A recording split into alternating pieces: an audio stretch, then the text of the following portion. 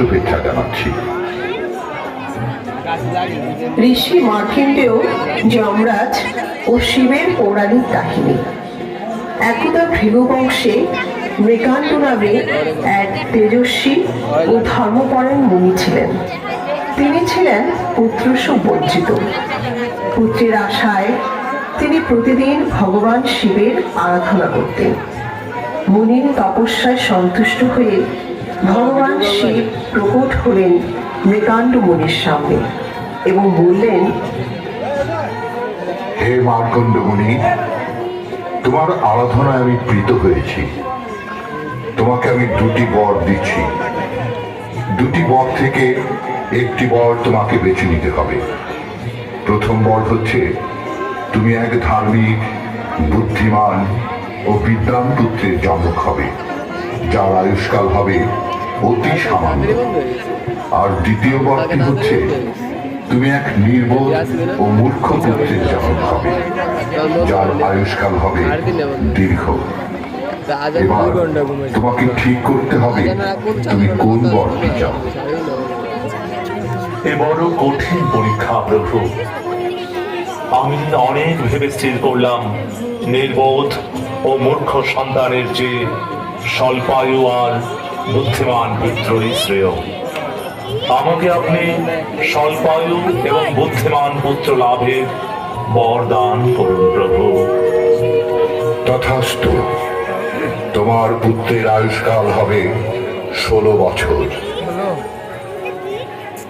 শিবের কৃপায় কিছুদিন পর মৃগাণ্ড মুনির স্ত্রী মারুতমতির গর্ভে জন্মগ্রহণ করল এক অদম্য মেধাবী শিব ভক্ত জ্যোতির্ময় শিশু, যার নাম ঋষি মার্কেন্ডেয়। মুনি মার্কেন্ডেয় তার জন্ম বৃত্তান্ত ও আয়ুষ্কাল সম্বন্ধে অবগত হয়ে শিবের কঠোর সাধনা শুরু করলেন।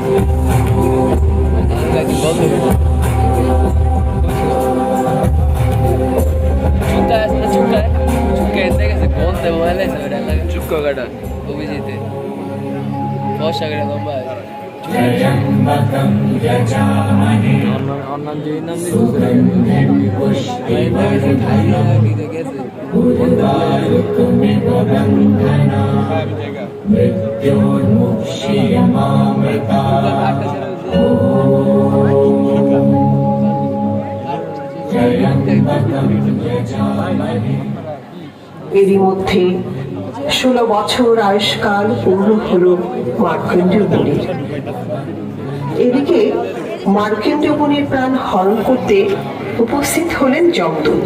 হে মার্কণ্ডেয়, তোমার আয়ুষ্কাল পূর্ণ হয়েছে, এবার জমালয়ে চলো।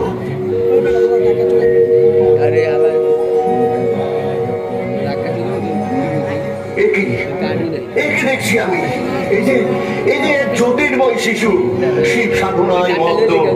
এই শিশুকে জমালয়ে নেওয়া আমার পক্ষে সম্ভব নয়। আমি বরং যমরাজকে গিয়ে বলি এই শিশুর প্রাণ হরণ করার জন্য। প্রভু, প্রভু যমরাজ, প্রভু যমরাজ।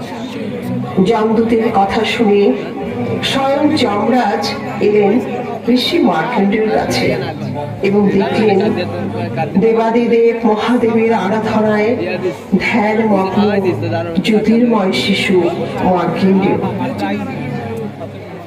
ও হে বালক, তোমার আয়ুষ্কাল পূর্ণ হয়েছে, এবার তোমাকে জমালয়ে যেতেই হবে। আমি স্বয়ং যমরাজ তোমাকে নিতে এসেছি। কোন শক্তি তোমাকে আটকাতে পারবে না। এই নাও, এই নাও আমার অস্ত্রের আঘাত।